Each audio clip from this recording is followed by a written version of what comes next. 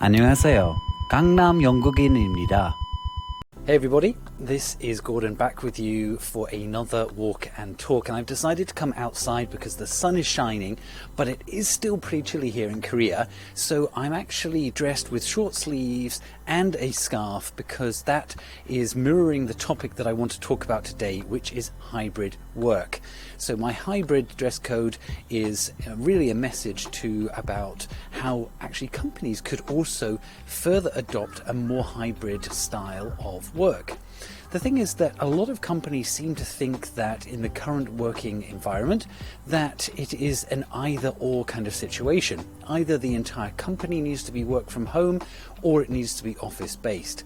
And the reality, of course, is that we can have a lot of flexibility within that policy, and we can design lots of different working styles to be most suitable, most effective for that particular individual, team or office location, depending on the work they have to do and depending on the type of way in which they are interacting and collaborating with local stakeholders or international stakeholders.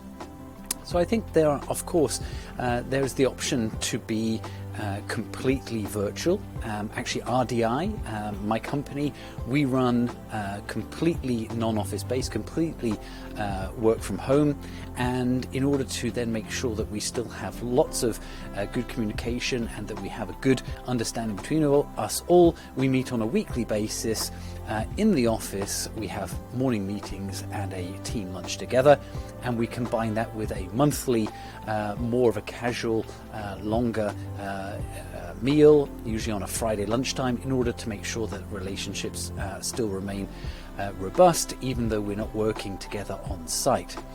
And of course, you could have a next degree of work from home status, which is perhaps 50-50, where there is a certain minimum requirement to be in the office 1 or 2 days per week, and the rest is flexible as they wish. People still may choose to be working from home as much as possible, or they could be in fact office-based the entire time. And there of course might be policies you want to bring in to make certain teams fixed in one structure and others in another way. And then of course we could have a entirely office-based structure. I know some companies actually have office-based but 1 or 2 days flexible per month. So really, I think I want to encourage companies and leaders and HR to think about the flexible options of new working styles, remote, virtual, working from home kind of styles, because it doesn't have to be one or the other. It doesn't have to be 100% one style, and even within the organization you can flex that according to what suits them best.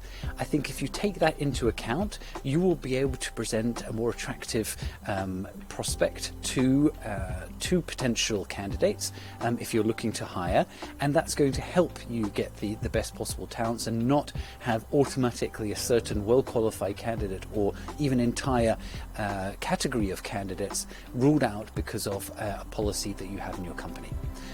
All the best for the development of such policies. If you do have any questions, would like to ask anything about that, we have a team who've been experienced working in and around this topic for several years now, since the pandemic came along. I'd be glad to have a conversation with you.